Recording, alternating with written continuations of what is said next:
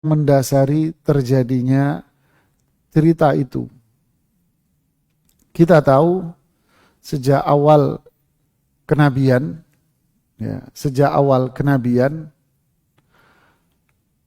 muncul kebencian pada orang-orang Quraisy Makkah. Kebencian yang luar biasa pada diri mereka. Perubahan yang sangat drastis, di mana sebelumnya mereka ini menyanjung yang namanya Muhammad bin Abdullah sallallahu alaihi wasallam. Disanjung oleh mereka, dipuji oleh mereka, bahkan dijuluki dengan apa? Al-Amin. Ya, dijuluki dengan julukan Al-Amin. Apa itu Al-Amin? Orang yang dipercaya. Bahkan ketika mereka berseteru, ribut, maka mereka ridha Muhammad bin Abdullah sebagai apa? Penengahnya. Begitulah kepercayaan mereka terhadap diri Muhammad bin Abdullah sallallahu alaihi wasallam. Tetapi itu berubah drastis, ya, berubah total sejak beliau diangkat menjadi nabi dan rasul. Sanjungan yang selama ini mereka ucapkan itu hilang, seakan-akan tak pernah terjadi. Tapi sejarah tak akan melupakan itu.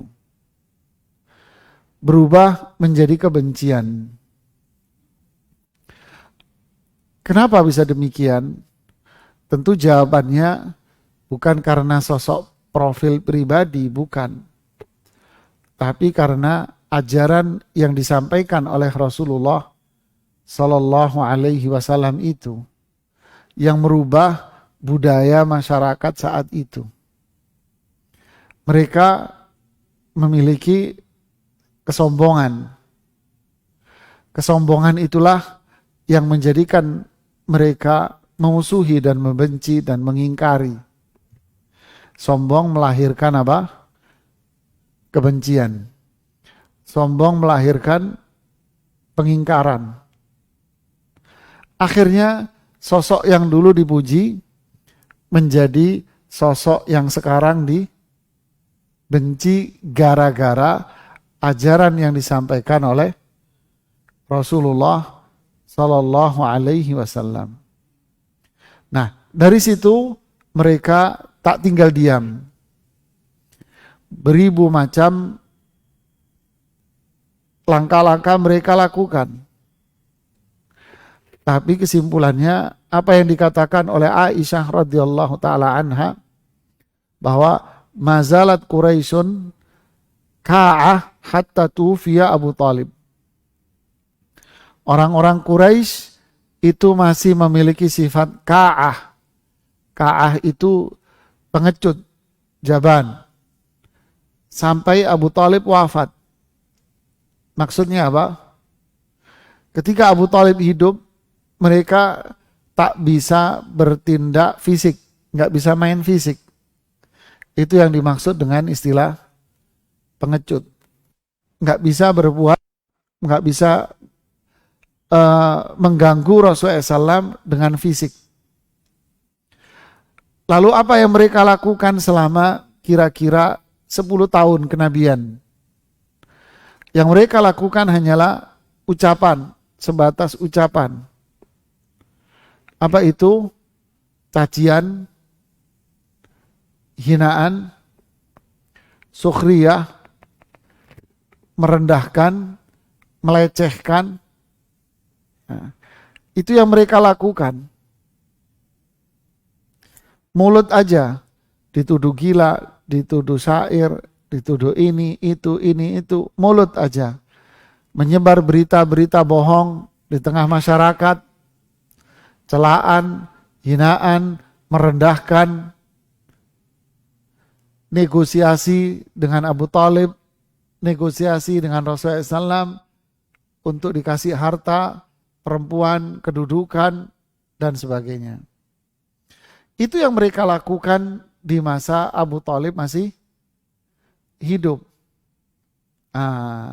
Berarti ketika sosok yang mereka segani, karena bangsa Arab itu kan sangat menjunjung tinggi yang namanya keturunan. Dan sangat menjunjung tinggi yang namanya persahabatan antar suku. Itu mereka menjunjung tinggi itu. Sehingga mereka nggak berani bertindak fisik terhadap Rasulullah SAW karena keberadaan siapa? Abu Thalib. Nah, awal cerita ketika Abu Thalib ini meninggal pada tahun ke-10 kenabian. Tahun ke-10 kenabian. Berarti usia Rasulullah SAW berapa? Berapa? 50. Di saat itu Abu Thalib wafat, meninggal dunia. Dan tak lama wafatnya Abu Thalib ini disusul dengan wafatnya Khadijah radhiyallahu taala anha. Nah, inilah waqa'ah.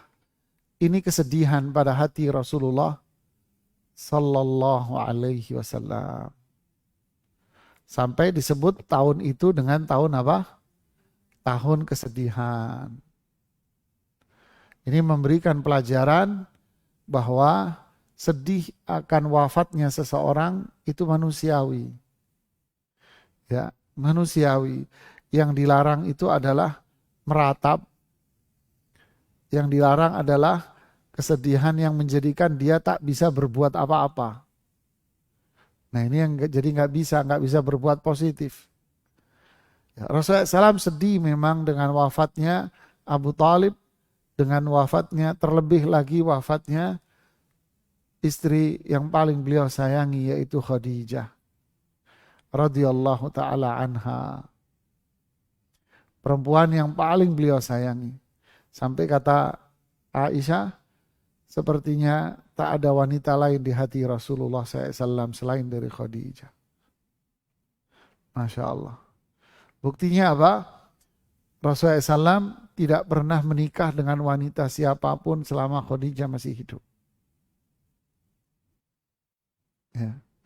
Dan Allah karuniakan anak dari pernikahan beliau dengan Khadijah.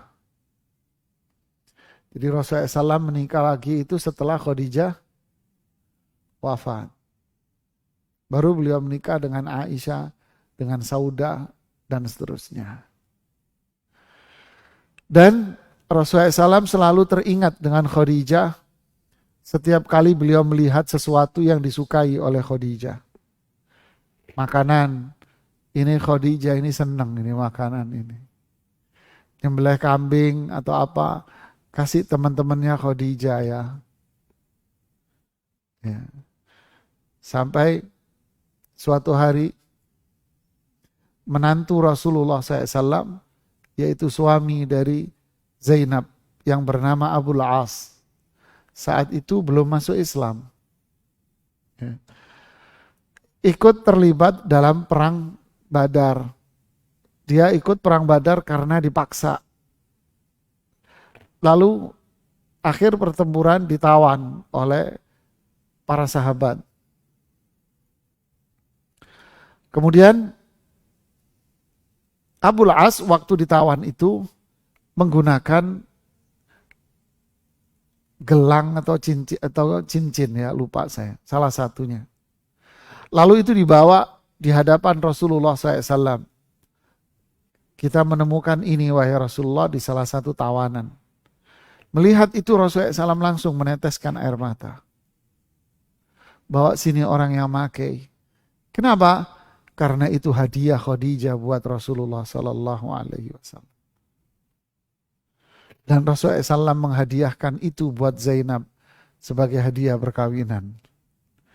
Berarti itu barang aslinya dari siapa? Dari Khadijah. Nangis Rasulullah SAW. Kemudian beliau mengatakan, bebaskan dia. Gara-gara pakai barang yang dulu miliknya Khadijah radhiyallahu taala anha. Begitu mulia Khadijah. Sampai-sampai Jibril datang menemui Rasulullah sallallahu alaihi wasallam dan Jibril mengatakan kepada Rasulullah SAW, ya Muhammad, wahai Muhammad, sesungguhnya Allah menitip salam kepada Khadijah. Masya Allah. Allah kirim salam sama Khadijah. Dan sampaikan pula salamku untuk Khadijah radhiyallahu ta'ala anha.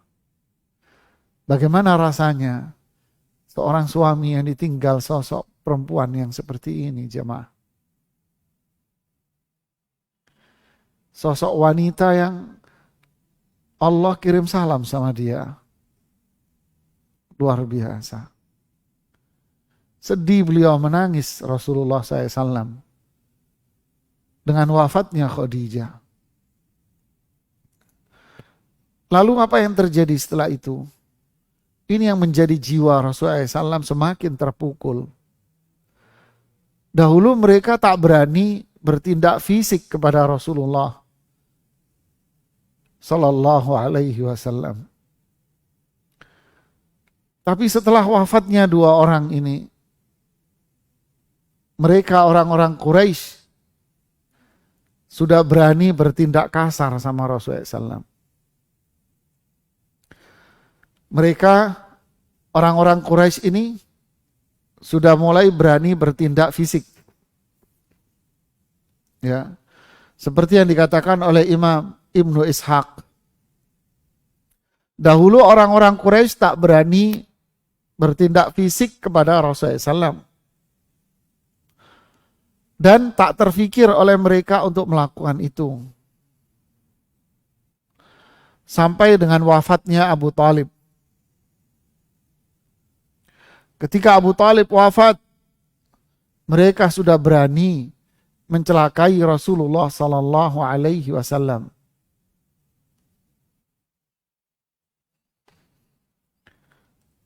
Satu contoh keberanian mereka bertindak fisik terhadap Rasulullah SAW adalah hadis yang diriwayatkan oleh Imam Bukhari di dalam sahihnya. Ya. Hadis yang diriwayatkan oleh Imam Bukhari dalam sahihnya dari Urwah bin Zubair. Dia mengatakan, saya pernah bertanya kepada Amr bin As, apa yang dilakukan oleh orang-orang musyrik setelah wafatnya Abu Thalib? Dan itu perbuatan yang paling bengis dan yang paling kejam terhadap Rasulullah Sallallahu Alaihi Wasallam. Apa? Bi asyad syai' sana'ahul musyrikun. Yang paling bengis yang dilakukan oleh orang-orang musyrik terhadap Rasulullah SAW. Lalu Abdullah bin Amr bin As bercerita, Bainan Nabi SAW yusalli fi hijril Ka'bah. Saat itu Rasulullah Sallallahu Alaihi Wasallam lagi sholat di hijir. Tahu hijir? Bangunan setengah tembok, setengah lingkaran yang ada di samping Ka'bah. Ya, namanya hijir. Idh aqbala Uqbah ibnu Abi Mu'aid. Ketika Rasulullah SAW sholat, di situ tiba-tiba Uqbah bin Abi Mu'aid muncul dan masuk ke hijir. Fawadu'a thawbahu fi unuqihi. Subhanallah, lihat nih.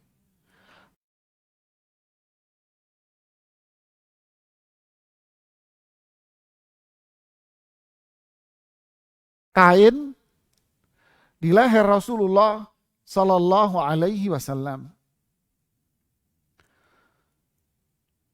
Fakhanaqahu khanqan syadida. Lalu Uqbah bin Abi Mu'aid mencekik leher Rasulullah Sallallahu Alaihi Wasallam dengan cekikan yang sangat keras sekali. Lalu muncullah Abu Bakar As-Siddiq radhiyallahu taala an yang memegang kedua pundak Uqbah bin Abi Mu'aid. Sambil Abu Bakar membaca ayat ataqtuluna rajulan ayyaqula rabbi Allah. Apakah kalian akan membunuh seseorang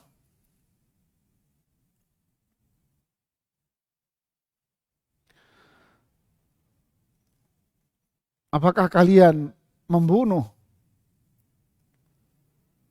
seseorang yang mengatakan Rabbku adalah Allah?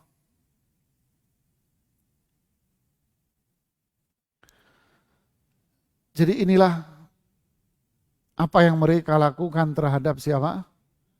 Rasulullah Sallallahu Alaihi Wasallam.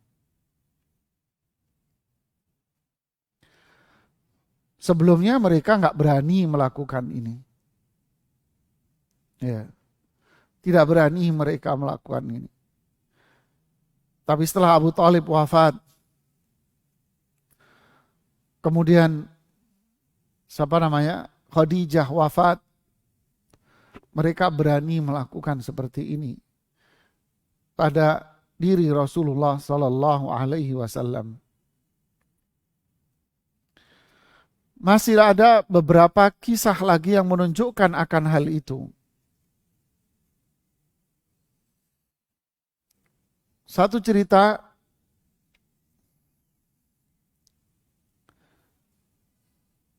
yang lebih serem dari yang di atas. Lebih serem lagi ini ceritanya. Setelah Abu Thalib wafat, Rasulullah SAW bertemu dengan tokoh-tokoh Quraisy. Diriwayatkan oleh Imam Hakim di kitabnya Al-Mustadrak dengan hadis yang sahih dari Anas bin Malik. Dahulu kalau papasan paling hanya diapain? Diledek, pakai mulut saja. Ledekan mulut. Tapi kali ini Abu Thalib wafat. Berpapasan dengan Rasulullah Sallallahu Alaihi Wasallam. Apa yang mereka lakukan? Mereka memukuli Rasulullah Sallallahu Alaihi Wasallam. Lalu Abu Bakar berdiri dan bangun untuk menyelamatkan Rasulullah SAW sambil membaca ayat yang tadi itu. Subhanallah ya. Inilah yang mereka lakukan pada Rasulullah Sallallahu Alaihi Wasallam. Ada lagi yang mereka lakukan seperti hadis yang diriwayatkan oleh Imam Bukhari dan Muslim. Hari itu Rasulullah SAW sholat di Hijir, di tempat yang sebelumnya itu. Lalu Abu Jahal, Uqbah bin Abi Mu'aid ada juga di situ. Ada Abu Jahal, ada Uqbah bin Abi Mu'aid juga. Di dua orang yang la'anahumullah. Semoga Allah melaknat keduanya. Lalu Abu Jahal bilang apa? Kalau bayi lahir, biasanya waktu keluar itu kan ada kulit tipis itu. Namanya kulit apa? Kulit ari. Begitu juga kalau kambing atau binatang keluar kan mesti ada kulit ari. Ya. Abu Jahal bilang apa? Kepada Uqbah bin Abi Mu'aid. Uqbah, kamu berani gak naruh di punggungnya Muhammad kulit ari kambing yang baru lahir itu di kampungnya itu? Kenapa tidak? Langsung diambil kulit ari dengan paketnya, diambil semuanya, kemudian diletakkan di punggung Rasulullah Sallallahu Alaihi Wasallam di saat beliau sholat. Lihat jemaah. Subhanallah. Sedangkan beliau saat itu lagi sujud. Lagi sujud. Mereka letakkan itu semuanya. La ilaha illallah. Lihat jamaah. Ini yang Rasulullah Sallallahu Alaihi Wasallam alami dan hadapi bersama dengan cacian-cacian dan fisik yang mereka lakukan. Abu Jahal dan Uqbah bin Abi Mu'aid. Dan masih ada lagi cerita-cerita yang lain jamaah. Subhanallah. Cerita yang berikutnya, ini semua yang mengawali kenapa Rasulullah akhirnya nggak kuat. Diriwayatkan oleh Bukhari Muslim dari Abu Hurairah. Abu Jahal pernah ngomong begini. Hal yu'affir Muhammad wajahu baina azhurikum? Yu'affir itu artinya pasir yang dituang di muka. Apakah Muhammad lagi ngotorin wajahnya dengan pasir di depan kamu sekarang? Maksudnya apa? Kata Abu Jahal, apakah Muhammad lagi ngotorin wajahnya dengan pasir di depan kita? Maksudnya apa? Maksudnya lagi sujud. Sujud digambarkan oleh Abu Jahal dengan apa? Ngotorin wajah dengan pasir. Ini penghinaan ini. Ini ngeledek yang luar biasa. Ya, ngeledek yang luar biasa ini. Seperti pertanyaan jamaah kemarin di kajian live ini. Dia dipanggil oleh keluarganya dan tetangganya dengan apa? Perempuan panas. Kenapa? Karena pakai jilbab syar'i. La ilaha illallah. Ini istihza. Ini sukhriyah. Ini ngeledek ini. Dan ini penghinaan ini. Lalu faqila na'am. Lalu ada yang jawab, iya, Muhammad lagi ngotorin wajahnya dengan pasir. Maksudnya sholat, sujud. Lalu Abu Jahal mengatakan, demi Lata dan Uzza, berhala yang dia sembah. La in ra'aituhu yaf'alu dhalik la ata'anna ala raqabatihi. Kalau Muhammad nanti sujud lagi di sini, sholat lagi, saya mau injek lehernya dia. Dia berani jemaah. Wala u'affiranna wajhahu fit turab. Dan benar, saya akan ambil pasir, saya akan buang tuh pasir di mukanya dia. Abu Hurairah mengatakan, fa'ata Rasulullah sallallahu wa huwa yusalli, lalu tibalah Rasulullah sallallahu untuk sholat di Hijr. Rasulullah datang sholat di Hijr. Lalu Abu Jahal melihat dan dia datang ingin menginjak leher Rasulullah SAW di saat beliau sujud. Fama faji'ahum minhu illa wa huwa yanqusu ala aqibai wa yattaqi biyadai. Abu Jahal datang untuk menginjak leher Rasulullah SAW di saat sujud, tiba-tiba dia kayak orang terpental ke belakang, mundur gini, ke belakang dengan kedua tangannya begini. Malak, kenapa kamu wahai Abu Jahal? Dia jawab, inna baini wa bainahu la khandaqan min narin wa haula. Ketika saya mau nginjak dia, nih Muhammad, ternyata antara saya dan Muhammad itu ada parit, di mana parit itu menyala api. Lalu saya mundur, makanya dia mundur begini, takut. Faqala Rasulullah SAW, kemudian Rasulullah SAW bersabda setelah beliau selesai, laudana minni lahtatofathu. Subhanallah, inilah dijaga sama Allah ya.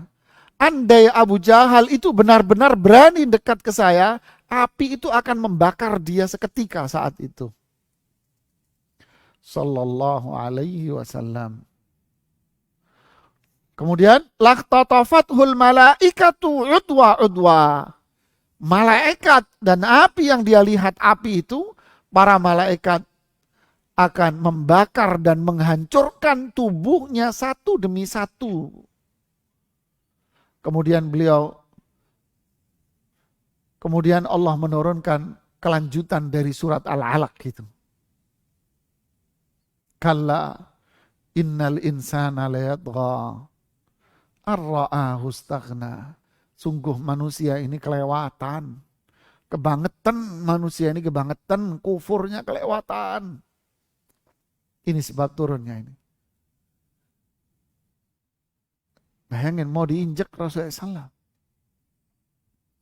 Manusia ini kelewatan. Ar-ra'ahu istaghna. Ketika dia melihatnya, dia merasa gak butuh akan rahmat Allah. Dan seterusnya sampai pada ayat yang terakhir surat Al-Alaq. Ya, ini kelanjutan Al-Alaq, ini turunnya ini sebabnya. Subhanallah. Suatu hari Imam Ahmad meriwayatkan, suatu hari dari Anas bin Malik, Jibril datang menemui Rasulullah SAW. Lihat ini jemaah. Suatu hari Jibril datang menemui Rasulullah SAW. Sedangkan beliau lagi duduk penuh sedih. Ya ikhwan, lihat nih. Rasulullah udah sedih ditinggal wafat istrinya yang begitu beliau sayangi. Kemudian ini yang dilakukan oleh kaumnya. Beliau duduk sedih jemaah. Qad khudiba bid-dima. Lihat, tubuh beliau berdarah karena digebukin tadi itu. Yang tadi itu karena dipukulin tadi oleh mereka, oleh tokoh-tokoh Quraisy tadi itu yang papasan tadi. Digebukin. Berdarah tubuh beliau, berdarah sallallahu alaihi wasallam.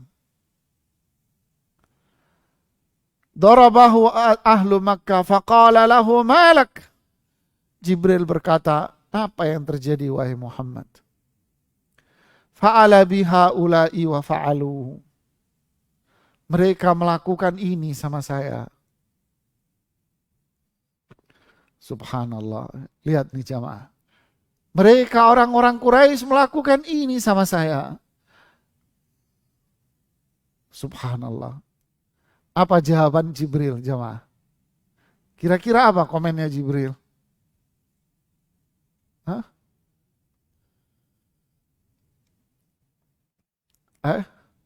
Jibril bilang apa?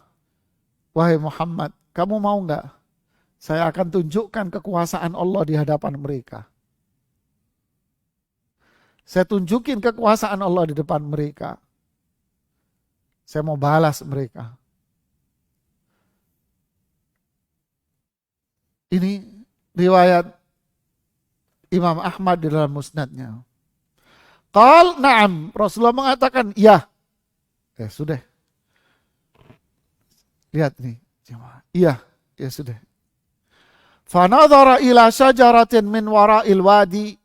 Lalu melihat ke sebuah pohon yang ada di belakang lembah itu. Ud'u bitilka syajarah fada'aha faja'at tamshi. Subhanallah. Lalu bilang apa? Pohon itu kamu panggil. Lalu pohon itu dipanggil dan pohon itu berjalan. Subhanallah. Hatta qamat baina yadaiha.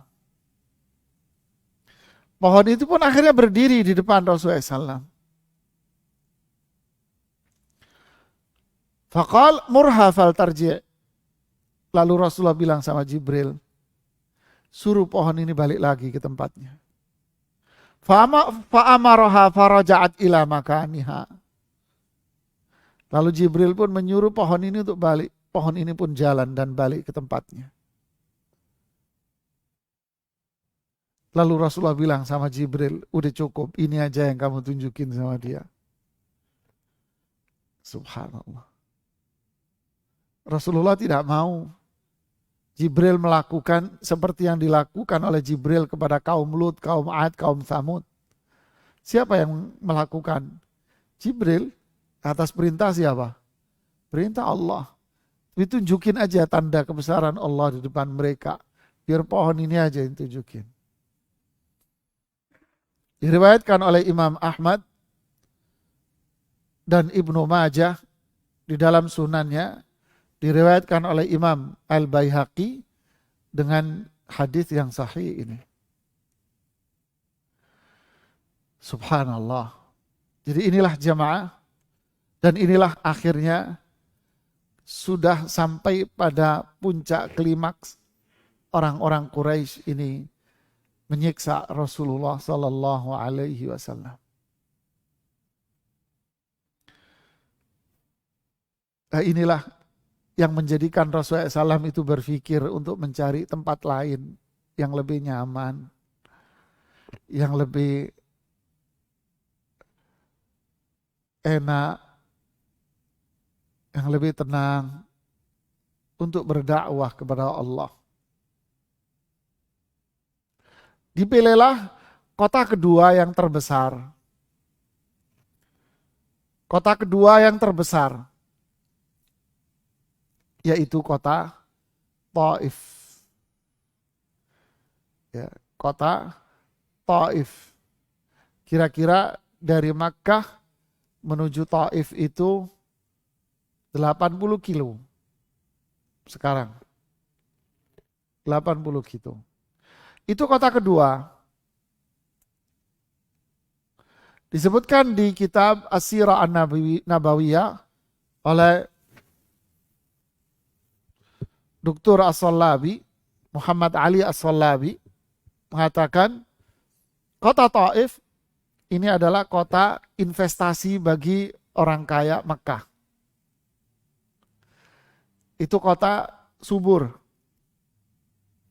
Banyak tanaman dan buah-buahan, sayur-sayuran tumbuh. Dan kota itu dataran tinggi dingin. Diapit oleh dua gunung namanya Gunung Akhbash. Ya, nanti kita akan lihat ceritanya. Kota dingin, sayuran, buah-buahan tumbuh di sana. Sehingga ini kota kedua. Nah, mikir Rasulullah SAW apa? Kalau sini seperti ini penduduknya mengusir saya, tak ada harapan untuk berdoa, untuk berdakwah di sini. Tak ada harapan untuk berdakwah di sini. Lu sahabat yang lain kemana? Siapa yang tahu jawabannya? Sahabat yang lain kemana? Sebagian besar kemana? Hijrah kemana? Habasyah. Ya kan? Sebagian besar hijrah ke Habasyah. Abu Bakar kemana? Siddiq. Abu Bakar juga hendak hijrah ke Habasyah. Tapi di tengah jalan, setelah perjalanan 4 hari 4 malam, beliau bertemu dengan seorang namanya Ibnu Dughunnah. Sebagian membaca Ibnu Daghinah. Tapi kata Ibnu Hajar namanya Ibnu Dughunnah. Berpapasan dengan Ibnu Dughunnah. Kemana kamu wahai Abu Bakar? Saya diusir sama kaum saya. Allahu Akbar. Rasulullah dan kekasihnya. Saya diusir sama kekasih, sama penduduk Makkah. Ibnu Dughunnah bilang, orang seperti kamu gak layak untuk diusir. Yang ngusir yang salah. Engkau adalah orang yang menyambung silaturahim. Engkau membantu orang-orang yang sulit. Engkau membantu fakir miskin. Tangan kamu senantiasa terbuka untuk membantu orang-orang yang berkesulitan. Rumahmu terbuka untuk menerima tamu-tamu. Gak pantas orang balik ke Mekah dan saya yang akan memberikan jaminan keamanan. Nah, ini yang dipegang oleh orang Arab. Persekutuan loyalitas antar suku mereka. Ya, pulang balik Abu Bakar ke Mekah sambil dikawal oleh Ibnu Dughunnah. Di tengah jalan ketemu lagi sama Abu Jahal CS. Apa yang kamu lakukan wahai Ibnu Dughunnah? Biar tinggal di kota ini, saya yang memberikan jaminan. Kamu yang jamin? Iya, oke. Kalau gitu syaratnya satu. Dia harus beribadah di dalam rumahnya saja, nggak boleh keluar. Rasulullah SAW, siapa yang memberikan jaminan? Abu Talib wafat. Khadijah wafat. Sedih hati beliau. Disiksa, iya. Dicekik, diiniin, disiram. Ya sudahlah, ditinggal sama Rasulullah SAW kota Makkah. Pergilah beliau ke Taif. Semoga di sana mendapatkan tempat yang nyaman. Sahabat-sahabat baru yang bisa menolong beliau bahu-membahu untuk menyebarkan dakwah. Beliau pindah ke sana untuk dakwah, kenyamanan beribadah dan dakwah. Siapa yang menemani Rasulullah Sallallahu Alaihi Wasallam? Yang menemani Rasulullah SAW saat itu adalah Zaid bin Harithah. Yang menemaninya adalah Zaid bin Harithah. Berangkatlah Rasulullah SAW dari Makkah ke Taif. Pertanyaannya, kok nggak dihalangin sama orang Quraisy? Ya kan? Lah, sejak Abu Talib wafat, papasan saja digebukin. Sholat saja dicekik. Ini mau pergi masa didiemin? Hah? Mereka tak tahu kalau Rasulullah SAW bakal meninggalkan Makkah. Kenapa? Satu, Rasulullah Sallallahu Alaihi Wasallam pergi meninggalkan Makkah jamaah jalan kaki ke Taif. 80 kilo jamaah. Sallallahu Alaihi Wasallam. Kita naik tangga ngap-ngapan jamaah.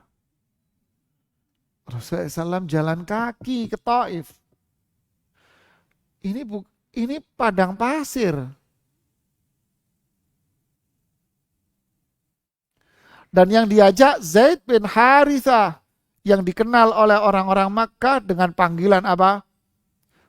Zaid bin Muhammad. Sebagai dianggap putranya Muhammad katanya. Jadi mereka nggak ada itu penilaian bahwa Muhammad ini mau pergi kabur, nggak ada nilai. Karena sehari-hari memang Rasulullah SAW sama Zaid bin Haritha nggak ada tanda-tanda kalau pergi jalan kaki kok. Sehingga beliau Sallallahu Alaihi Wasallam meninggalkan Makkah dengan aman. Itu strategi. Tibalah beliau di Taif.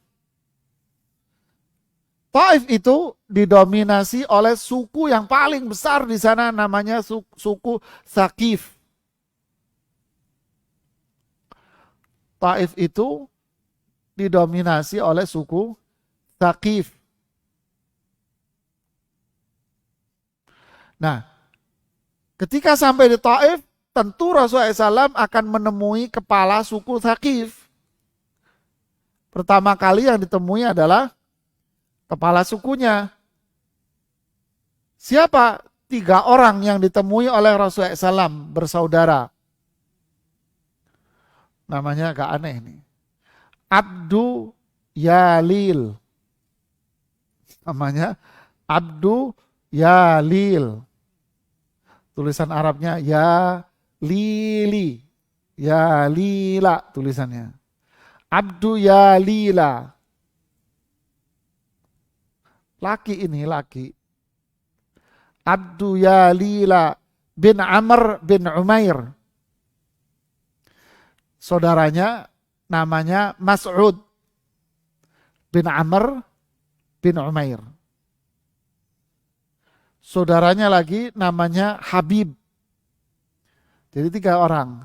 Abdu Yalil, Mas'ud, sama Habib. 3 orang ini yang ditemui oleh Rasulullah SAW. Disamperin di rumahnya. Sesampainya di rumahnya, didakwai oleh Rasulullah SAW. Diajak masuk Islam. Apa yang terjadi? La ilaha illallah. Ya akhi. Ini ujian Rasulullah SAW ini luar biasa. Berat sekali ujiannya. Kita baru dicibir orang aja sudah, waduh, kebakaran pantatnya. Udah sibuk, repot, beri, wah, wah, marah-marah kita. Padahal baru dicibir oleh orang sebelah. Lihat ujian-ujian yang dialami oleh Rasulullah Sallallahu Alaihi Wasallam. Makanya kalau kita membaca ini jamaah, kita merasa ujian kita ini nggak ada artinya jamaah. Nggak ada artinya ujian kita ini, nggak ada arti. Inilah iman akhirnya lahir dari diri kita. Ini iman jemaah. Apa ungkapan 3 orang bersaudara ini? Subhanallah. Mereka mengatakan, salah satu dari 3 orang ini bilang gini, huwa yamrutu thiyabal ka'bati in kana Allahu arsalak. Ini benar-benar penghinaan ini, kebangetan ngomongnya. Dia bilang apa? Kalau memang Allah mengutus kamu sebagai nabi dan rasul, kamu akan robek-robek itu Ka'bah ya. Ya Allah, suudzonnya sama orang. Kamu mau ngerobek-robek ini Ka'bah. Merasa kamu diutus oleh Allah, kamu merobek-robek. Apa hubungannya? Enggak nyambung. Begitulah sampai sekarang. Orang-orang yang benci terhadap dakwah, tuduh. Ini mau tatanan masyarakat ini. Mau mengganggu kestabilan masyarakat. Keharmonisan warga ini diacak-acak sama dia. Sama ini omongan ini Abdu ya Lail. Ya Lil. Yang kedua ngomong apa? Ama wajadallahu ahadan yursiluhu ghairak. Emang gak ada orang lain tuh yang diutus sama Allah selain kamu? Astagfirullahaladzim. Ini kalau terjemahan bebasnya ya. Emang gak ada orang lain? Allah mengutus orang lain, kenapa kamu? Ya Allah. Kepo, itu kan haknya Allah. Yang ketiga bilang apa? La ukallimuka abadan. Saya gak mau ngomong sama kamu. Kalau kamu memang benar Nabi dan Rasul utusan Allah, kamu ancaman yang berbahaya buat saya. Kalau kamu bohong, ya kamu juga nggak mau saya ajak ngomong. Lah terus siapa yang mau diajak ngomong? Kan repot. Dihina Rasulullah Sallallahu Alaihi Wasallam. Benar-benar dihina oleh 3 orang ini. Akhirnya Rasulullah melihat, wah ini sama aja ini dengan penduduk Makkah ternyata. Kan kepala sukunya dia. Tentu masyarakatnya, warganya bakal apa? Ya udah sama kayak dia. Sudah ini kayak penduduk Makkah ini. Sudahlah gak ada harapan deh. Saya mau pulang aja, mau balik ke Makkah deh. Sebelum pergi, Rasulullah SAW mengatakan kepada mereka, idza fa'altum ma fa'altum faktumu anni. Bahasa Rasulullah SAW lembut, santun. Mereka ngomongnya kasar. Rasulullah sebut apa? Ya terserah kalianlah apa yang kalian lakukan. Idza fa'altum ma fa'altum. Ini terjemahan bahasa Indonesianya agak susah ini. Bahasa umumnya ya sudahlah, terserah kalian deh apa yang kamu perbuat. Tapi tolong sembunyikan kedatangan saya ke sini ya. Jangan dicerita-ceritain kepada masyarakat. Kenapa? Rasulullah sudah punya feeling kuat. Pimpinannya aja menghina. Lah kalau warganya tahu, apa yang terjadi? Lebih dahsyat lagi yang terjadi. Ya sudah terserah kamu deh, boleh terserah deh. tolong sembunyikan kedatangan saya kemari. Anggap saya nggak pernah ke sini. Anggap saya nggak pernah ke sini. Sembunyiin. Lalu apa yang terjadi? Rasulullah meninggalkan rumah mereka, diikuti oleh mereka dari belakang. Keluar dari rumahnya, diikuti dari belakang, lalu dia teriak di tengah kampung. Akhirnya satu kota keluar semua. Loh, kalau zaman dulu kan kecil gitu kan ya. Keluar semua satu kampung lah, bukan satu kota lah, terlalu gede bahasanya. Keluar itu sekampung semuanya, mau kecil, mau dewasa, tua, laki, perempuan, semua keluar. Dan setiap orang dari mereka sudah membawa batu yang memenuhi kedua tangan mereka. Dan mereka membentuk barisan dua saf. Membuat blokade kampungnya tertutup dengan dua saf barisan.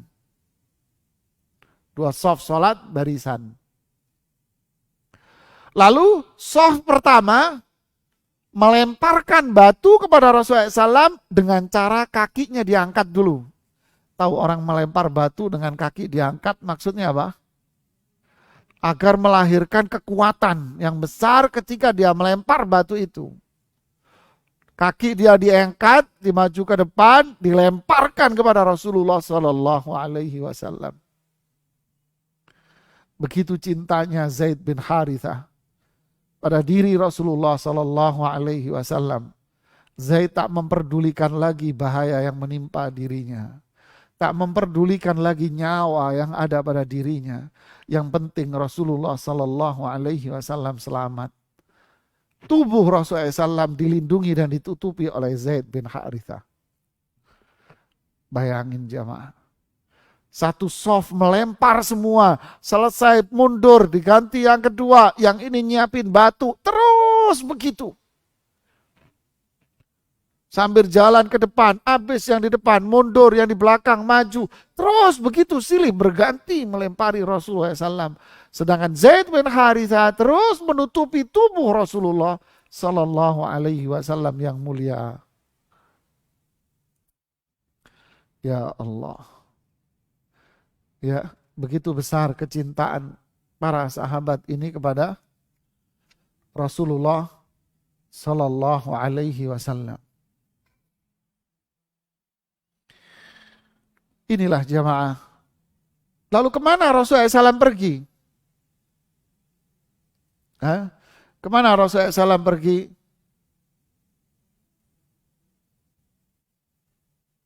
Kemana? Tibalah Rasulullah SAW, istilahnya lari. Bahasa kita lari, beliau lari dengan Zaid bin Harithah. Beliau lari sampai tiba di satu kebun. Ya, kemudian beliau masuk ke dalam kebun itu. Tapi ini bukan kebun kurma, kebun anggur. Ini bukan kebun kurma, ini Taif ini. Kebun anggur jamaah. Masuk ke sebuah kebun anggur milik seseorang bernama Utbah dan Syaibah, kakak adik. Putra dari Rabi'ah. Utbah bin Rabi'ah, Syaibah bin Rabi'ah, kakak adik. Masuk ke dalam kebun itu sudah, pokoknya ada kebun terbuka karena diserang oleh mereka dengan batu yang terus bertubi-tubi, masuk sudah ke kebun. Di dalam kebun ya banyak pohon-pohon dan di situ ada pohon anggur yang masih kecil. Kemudian Rasulullah duduk di bawah pohon anggur yang kecil. Nggak tahu kecilnya seberapa, paham. Yang jelas beliau berteduh di bawah pohon anggur yang masih kecil. Di situ tubuh Rasulullah SAW berdarah-darah. Apalagi tubuhnya Zaid bin Harithah. Tubuh Rasulullah SAW berdarah-darah jamaah. Subhanallah. Apakah Rasulullah SAW berputus asa melihat kondisi ini? Di Makkah disiksa.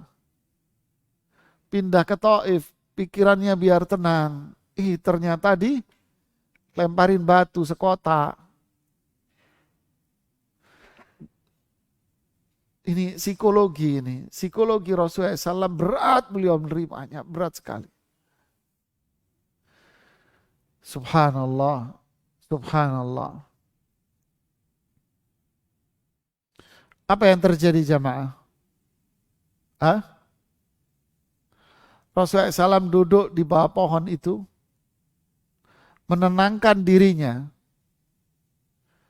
menenangkan jiwa beliau, memberikan istirahat pada badannya yang terluka berdarah-darah, sendalnya penuh dengan darah, karena kaki beliau berdarah-darah.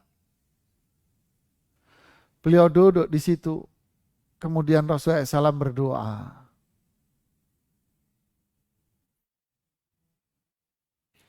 Berdoa kepada Allah. Agak panjang doanya, cuman para ulama mengatakan doa ini riwayatnya dhaif, lemah. Karena nggak ada jalur periwayatan sanadnya. Yang jelas di situ Rasulullah SAW berdoa. Doanya apa? Mengeluh kepada Allah. Ngeluhnya sama Allah.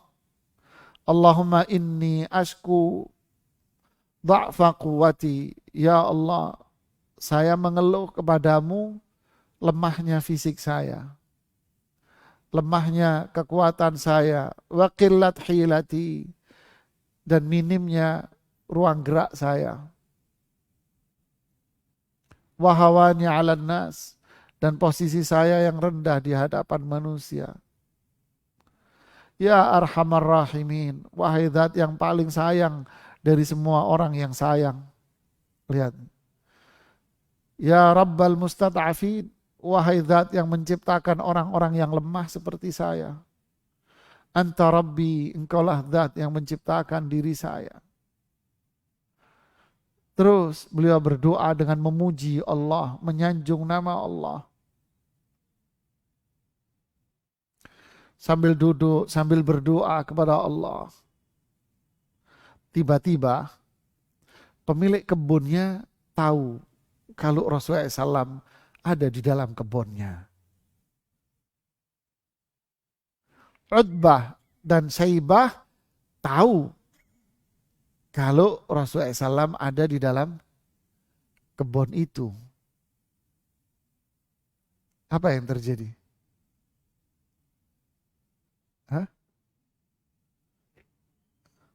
Ternyata rupanya doa Rasulullah SAW terkabul. Utbah dan Rabi'ah, Allah bukakan hatinya untuk apa?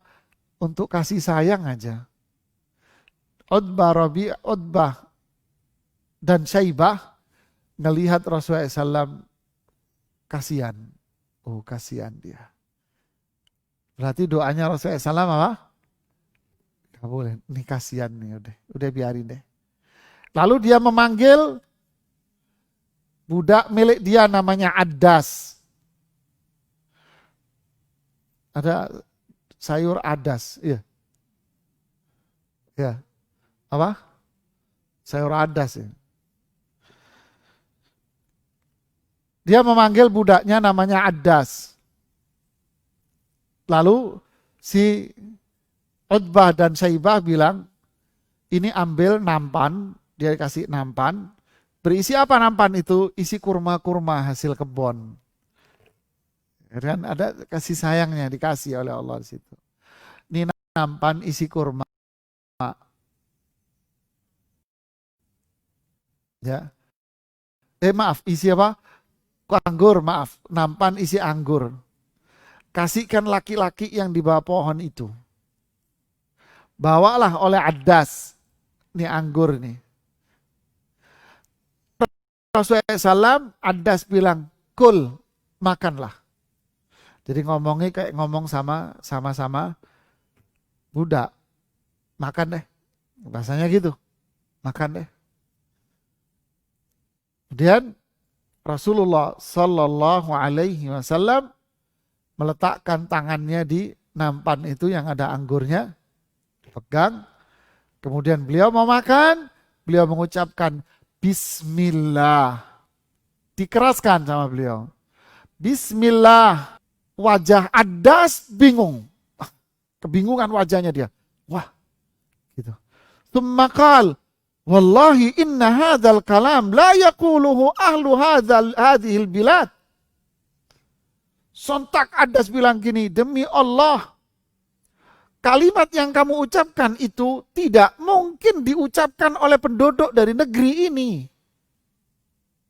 Tidak ada orang yang ngomong ini, tidak ada, kata Adas. Nggak ada, ini negeri nggak ada yang ngomong ini. Bismillah. Artinya apa? Meminta tolong hanya kepada negeri, nggak ada yang minta tolong sama Allah, minta tolongnya sama berhala. Paham tauhid. Kita ngomong bismillah sambil minta ke kuburan. Paham nih Pak, Rasulullah bilang bismillah. Ini negeri nggak ada yang ngomong ini.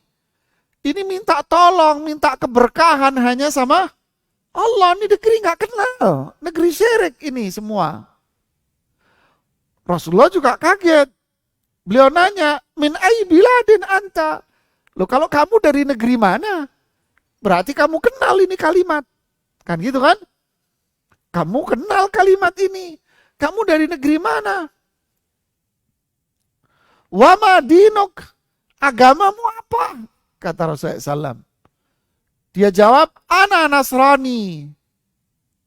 Saya Nasrani. Saya dari negeri Ninawa. Saya dari negeri Ninawa. Tahu negeri Ninawa? Ninawa itu terletak di kota Musil. Nggak tahu kota Musil? Nggak tahu? Saya juga nggak tahu. Musil itu ada di Irak, jamaah. Jadi satu kota kecil ada namanya Ninawa. Nah, semalam saya kajian tafsir surat Jin. Qul uhiya ilayya annahu istama'ana farun minal jin. Faqalu inna sami'na Qur'anan ajaba. Beritahukan kepada umatmu wahai Muhammad, barusan saya dapat wahyu dari Allah melalui Jibril, memberitahukan bahwa ada sekelompok jin yang mendengarkan bacaan Quran saya waktu sholat subuh barusan. Siapa jin itu? Jin itu riwayat mengatakan 10 orang. 10 jin, 10 orang, 10 jin. Ada yang bilang 7 jin. Pimpinan jinnya namanya Zauba'ah. Pimpinan jinnya namanya Zauba'ah. Ada yang bilang jin ini terbagi dari beberapa daerah. Sebagian berasal dari desa Nasibin, satu desa di Yaman. Sebagian mengatakan dari desa Hawara, satu desa di Syam. Sebagian lagi mengatakan itu berasal dari Nainawa. Kota-kota inilah markasnya jin dan iblis, kata para ahli tafsir. Ya. Seru ceritanya memang. Si Nasrani ini bilang, saya dari Nainawa. Lalu, ya bukan berarti jahat ya, enggak lah. Ya jin ada di mana-mana, kan gitu kan. Di Haji Ten sini juga banyak kan gitu ya. Ada manusia juga ada jinnya gitu, jangan sensi lah. Lalu Rasulullah SAW bilang apa? Kamu dari Nainawa. Dia bilang saya dari Nainawa. Sontak Rasulullah SAW bilang apa? Min qaryatir rajuli saleh Yunus ibnu Matta. Itu tempat tinggalnya seorang laki-laki yang soleh namanya Yunus bin Matta. Itu tempat tinggalnya Yunus bin Matta. Tambah kaget si Adas. Wa ma yudrik. Ma Yunus bin Matta. Loh kamu kok kenal sama Yunus bin Matta? Kamu siapa? Yunus bin Matta kan muridnya Nabi Musa. Ya kan? Loh kamu kok kenal Yunus bin Matta? Rasulullah SAW menjawab, Zaka akhi, dia Nabi. Kalau saya, Nabi dan Rasul. Dia Nabi saja. Apa yang terjadi dengan Addas? Lalu Addas maju ke depan, jidatnya Rasulullah Sallallahu Alaihi Wasallam dicium jemaah. Tubuhnya Rasulullah SAW dia cium, kakinya Rasulullah Sallallahu Alaihi Wasallam dia cium. Kemudian Addas mengucapkan 2 kalimat syahadat. Masya Allah. Sudah ini cukup yang bikin Rasulullah senang sudah. Walaupun yang masuk Islam Buddha sudah senang Rasulullah SAW. Sudah. Lalu majikannya bilang, Addas, ngapain kamu cium kepalanya? Ngapain kamu cium kakinya? Addas bilang, wahai majikanku, tidak ada manusia yang lebih baik di dunia ini lebih dari dia, nggak ada. Masya Allah. Lihat jemaah. Ma fil ardi khairun minhu. Tidak ada di muka bumi ini manusia yang lebih mulia dari beliau sallallahu alaihi wasallam. Tidak ada yang lebih mulia. Ini manusia yang paling mulia di muka bumi ini. Saya tahu dari perkara yang tidak diketahui oleh siapapun kecuali seorang nabi yang tahu masalah ini. Ini nabi dan rasul ini. Inilah yang terjadi jamaah. Ya. Lalu ini diceritakan oleh Rasulullah SAW kepada Aisyah radhiyallahu taala anha. Aisyah pernah bertanya yang diriwayatkan oleh Imam Bukhari dan Muslim. Beliau mengatakan, hal ata alaika yaumun kana asyaddu min yaumi Uhud? Wahai Rasulullah SAW, pernahkah engkau mengalami hari yang lebih berat daripada hari perang Uhud? Ada yang lebih berat dari perang Uhud? Rasulullah SAW menjawab, laqad laqitu min qaumika ma laqit. Penduduk Makkah, saya sudah mengalami berbagai macam dengan penduduk Makkah. Wa kana asyad ma laqitu minhum. Yang lebih berat dari yang aku alami adalah ketika aku menawarkan Islam kepada keluarganya Abdu Yalil. Yang lebih berat dari yang aku alami, melebihi dari yang aku alami dengan penduduk Makkah adalah apa yang aku alami di kotanya Abdu Yalil. Maksudnya di mana tadi? Taif. Falam yujibni ila ma arat. Mereka tidak mendengarkan apa yang aku inginkan. Akhirnya pun pergi dengan hati yang penuh sedih. Wajahku penuh dengan kesedihan. Fama astafiq illa wa ana biqarni tha'alib. Akhirnya aku pun pergi meninggalkan Taif. Hingga aku tiba di tempat yang disebut dengan Qarnul Tha'alib, yang sekarang disebut dengan nama Qarnul Manazil.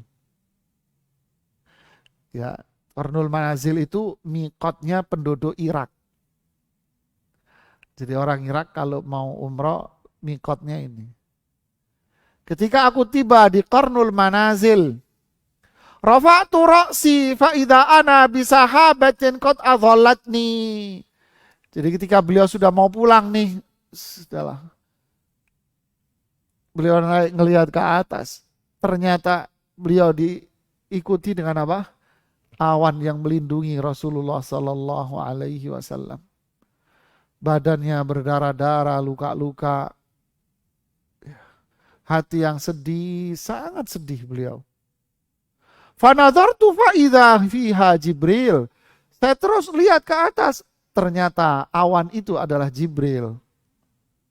Ya Allah. Subhanallah. Lihat apa yang diucapkan oleh Jibril. Fanadani. Jibril memanggilku. Innallaha qad sami'a qaula qaumika lak. Allah sudah mendengar apa yang diucapkan oleh penduduk Taif. Allah tahu apa yang diperbuat oleh penduduk Taif sama kamu, wahai Muhammad. Wa ma raddu alaik. Mereka tak menjawab keinginanmu. Waqad ba'atsallahu ilaika malakal jibal litakmurahu bima syi'ta fihim. Allah telah mengutus kepadamu, wahai Muhammad, malaikat yang jaga 2 gunung ini. Nah, yang tadi itu Taif itu ngantar. Nih, malaikat diutus oleh Allah untuk menemuimu. Malaikat yang jaga gunung. Ngapain? Silahkan kamu suruh apa saja. Nih malaikat yang jaga gunung, dia siap untuk melakukan apa yang kamu mau, wahai Muhammad. Fanadani malakul jibali wasallam alayya.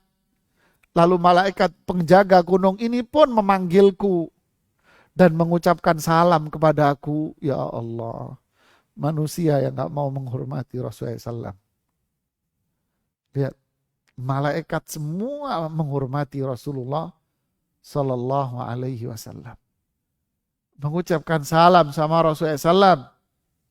Semakal. Lalu malaikat yang jaga gunung ini bilang begini. Ya Muhammad. Faqal. Zaka fima syi'it. In syi'ta an utbik alaihimul akbasain. Wahai Muhammad.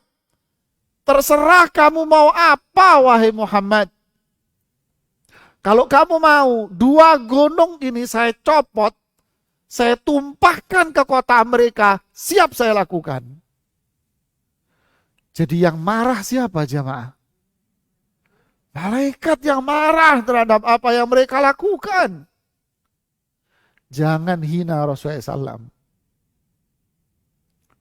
Jangan rendahkan Rasulullah Sallallahu Alaihi Wasallam. Jangan rendahkan syariat Islam. Jangan rendahkan petunjuk Rasulullah Sallallahu Alaihi Wasallam.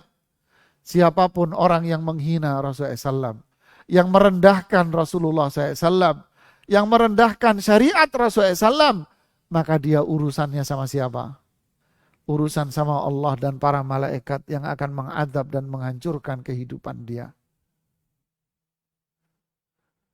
Lalu apa jawaban Rasulullah Sallallahu Alaihi Wasallam?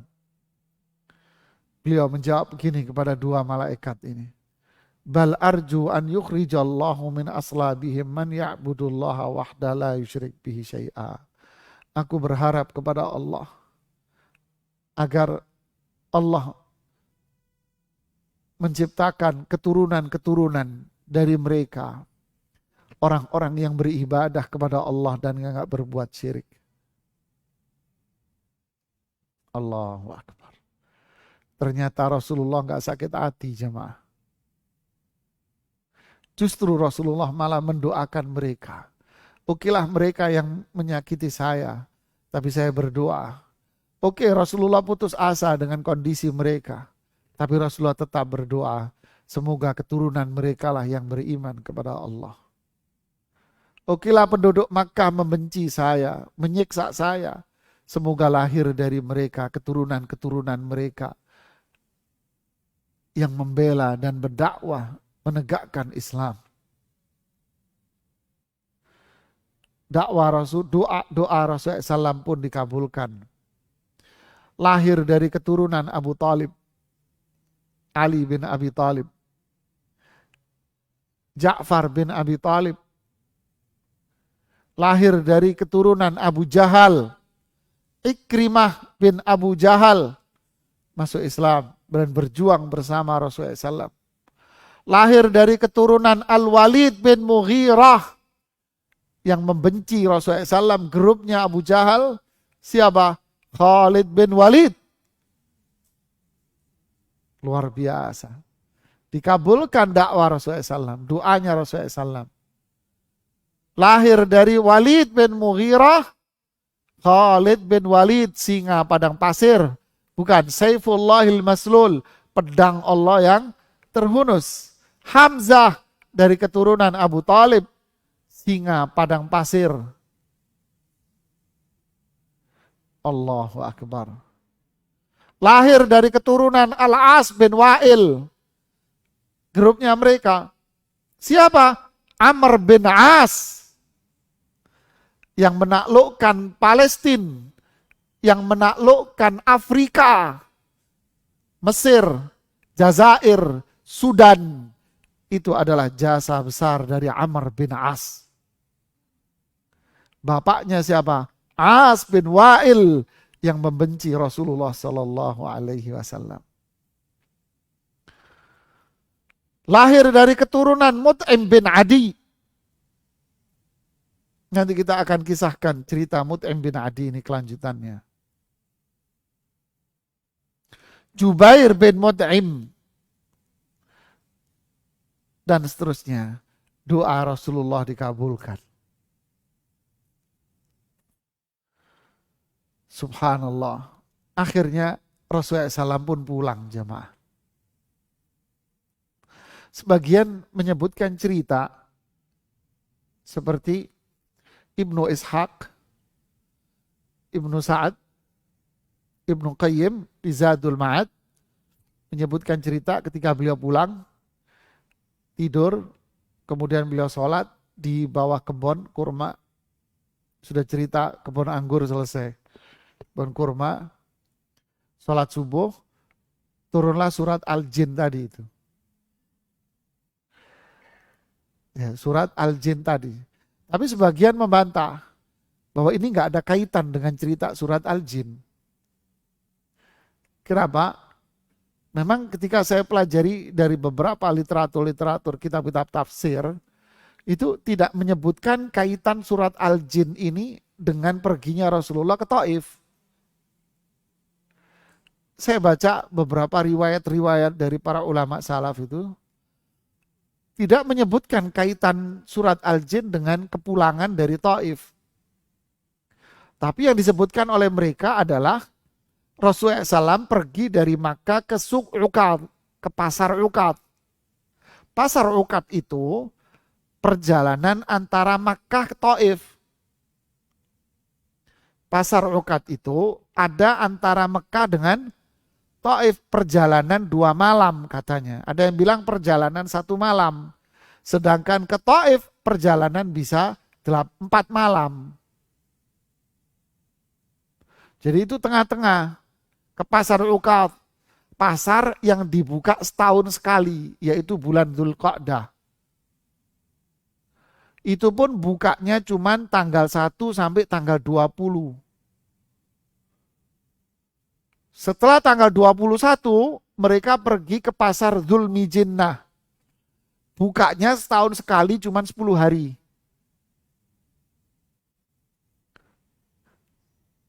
Aneh ya. Habis itu baru mereka pergi haji. Gitu. Rasulullah SAW pergi Amidin. Pergi menuju pasar Uqad. Di tengah jalan tidur, subuhnya, sholat subuh. Nah, disinilah jin itu dengerin. Ini yang disebutkan oleh para ahli tafsir. Wallahu a'lam, kalau memang ada kaitannya saya nggak tahu. Ya. Akhirnya Rasulullah SAW pulang. Tapi Rasulullah SAW tidak masuk ke kota Makkah. Beliau istirahat di Gua Hira. Kenapa? Nggak berani. Nggak berani masuk Makkah. Lalu Rasulullah SAW mengutus seorang laki-laki. Temui fulan, minta jaminan keamanan. Temui fulan nggak berani. Temui fulan nggak berani. Akhirnya coba temui Mut'im bin Adi. Akhirnya Mut'im bin Adi mengatakan, di mana Muhammad? Belum Islam. Mut'im bin Adi ini meninggal dalam kondisi kafir. Mut'im bin Adi meninggal dalam kondisi kafir. Di mana Muhammad? Di Gua Hira. Disamperin. wahai Muhammad, masuk ke kota Makkah, saya yang memberikan jaminan kepada kamu. Tapi malam harinya tidur di rumahnya Mut'im bin Adi dulu. Tidur di rumahnya Mut'im bin Adi, pagi harinya keluar baru. Diajak keluar, kemana? Ke Ka'bah. Ayo keluar Muhammad ke Ka'bah. Rasulullah SAW jalan kaki, Mut'im menggunakan kudanya. Rasulullah jalan, Mut'im pakai kuda. Dikawal sama Mut'im, sama anak-anaknya. Jadi Rasulullah SAW dikawal sama Mut'im, sama anak-anaknya. Rasulullah pergi ke Ka'bah. Di Ka'bah ketemu sama itu tongkrongannya. Tongkrongannya siapa? Abu Jahal, Uqbah bin Abi Mu'id, As bin Wa'il, kelompoknya orang-orang ini. Walid bin Mughirah disamperin sama Abu Jahal. Abu Jahal itu tinggi, besar, rambutnya bergelombang seleher. Tinggi, besar, putih orangnya. Disamperin.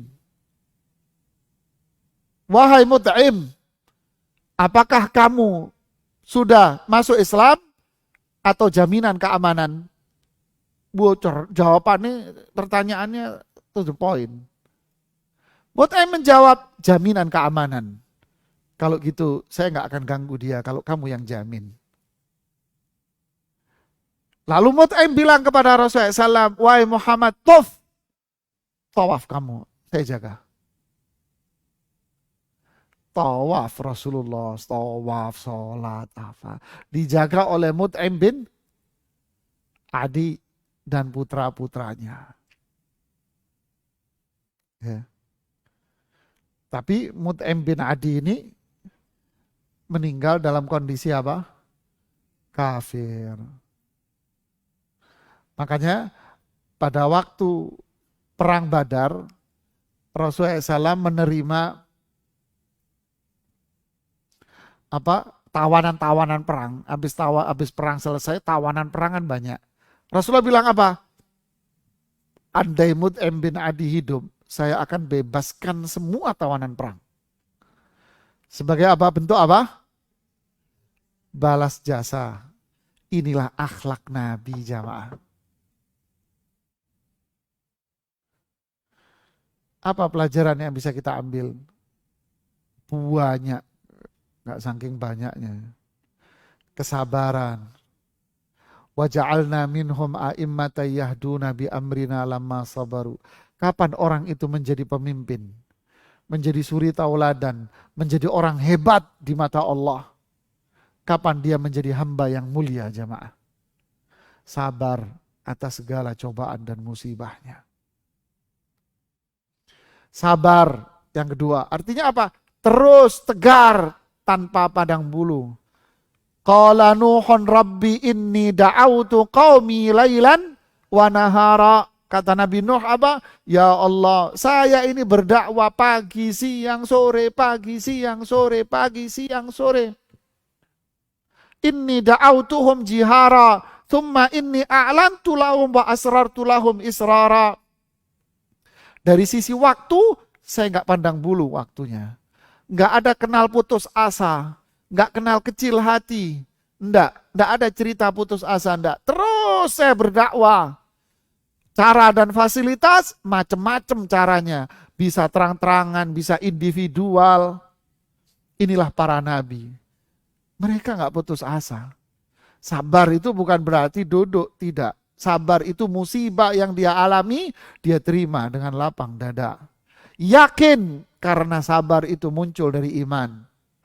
Dia bersabar dengan musibahnya karena dia beriman. Yakin sama Allah bahwa yang dia kerjakan adalah kemuliaan. Ucapan Rasulullah kepada putrinya ketika melihat sang ayah belepotan darah. Allahu Akbar. Bentar, saya tunjukin ucapan Rasulullah SAW.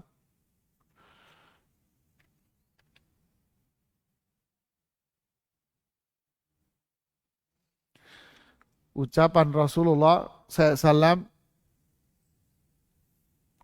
kepada siapa?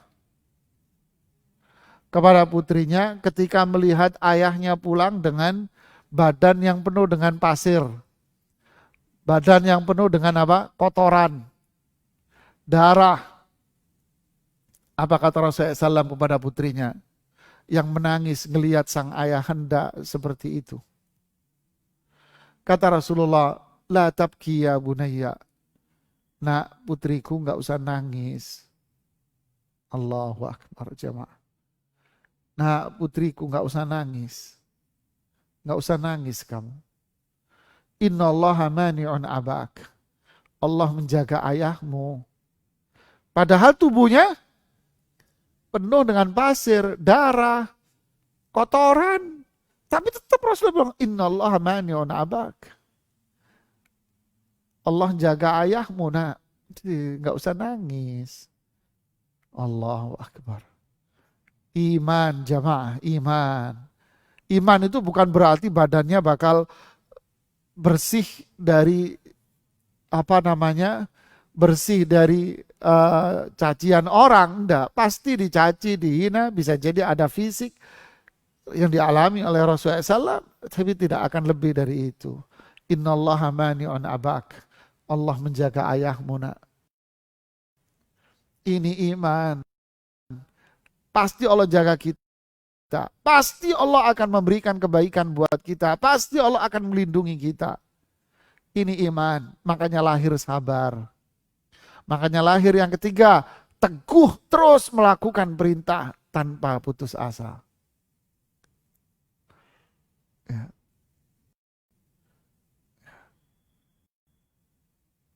Kemudian akhlak mulia tetap dikedepankan oleh Rasulullah SAW. Walaupun sama orang yang paling jahat pun sama beliau, tetap beliau mendoa. Enggak usah. Jibril datang, penjaga gunung datang, enggak usah, terima kasih. Saya doain aja. Seakan-akan Rasulullah bilang gitu, seakan-akan. Jangan. Saya doain aja. Lihat, begitu hebatnya, bersihnya hati Rasulullah Sallallahu Alaihi Wasallam. Bersih hati beliau. Gak ada dendam, gak ada jengkel. Justru malah didoakan. Ini sama musuh. Ini sama musuh. Ada sedikit cekcok aja sama saudaranya. Udah gak tegur sapa. Berhari-hari. Kadang gak tegur sapa sama mamanya. Gak tegur sapa sama orang tuanya. Ini orang beriman apa enggak? Lihat nih. Ini musuhnya loh jamaah. Tetap Rasulullah bersikap baik. Mut'im bin Adi ini orang kafir. Karena dia berbuat baik, Rasulullah ingin membalas jasanya. Kita kadang sok. Kenapa gak mau bantu dia?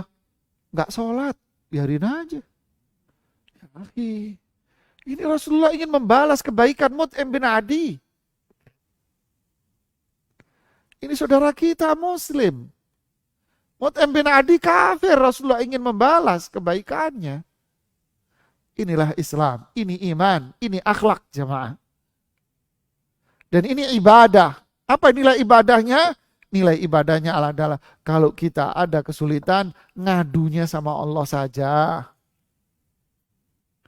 Kita ngadu sama Allah, jangan sama manusia. Percuma, 0 sama 0. Ngadu sama Allah, doa sama Allah. Dan masih banyak lagi faedah lagi. Ya, ini yang bisa saya sampaikan lewat dari jam yang dikasih oleh pengurus masjid. Mohon maaf Pak DKM, ya, terlalu semangat nyampeinnya Pak. Insya Allah berikutnya kita akan lihat cerita selanjutnya. Apa itu? Apa itu kisah berikutnya? Allah Subhanahu wa taala ngasih hiburan sama Rasulullah SAW. Ini kan kesedihan hebat. Pukulan psikologis bagi Rasulullah SAW. Berat. Tapi Allah ngasih hiburan habis itu sama Allah. Sama Rasulullah SAW. Allah kasih hiburan sama Rasulullah SAW. Apa itu? Diajak jalan-jalan. Masya Allah. Diajak apa? Jalan-jalan. Nanti jalan, bagaimana cerita Rasulullah jalan-jalan? Cerita Jibril nyomot Rasulullah untuk jalan-jalan. Bagaimana sifat kendaraannya? Apa yang dilihat oleh Rasulullah sepanjang dalam perjalanan? Begitu nanti kita akan lanjutkan kisah-kisahnya. Allahumma rzuqna tsabat 'alal iman. Semoga Allah berikan karunia kita teguh di atas iman Islam yang benar ya. Ini yang bisa saya sampaikan. Mohon maaf para jamaah semua, nggak ada pertanyaan. Dan mohon maaf ini yang di mana? Yang ikut menyaksikan di live streaming ya, dari beberapa channel-channel, kemudian dari pendengar radio dan televisi yang menyaksikan ini. Mohon maaf tidak ada pertanyaan karena waktu kita tidak memungkinkan. Kita tutup. Subhanakallahumma bihamdik asyhadu an la ilaha illa anta astaghfiruka wa atubu ilaik. Assalamualaikum warahmatullahi wabarakatuh.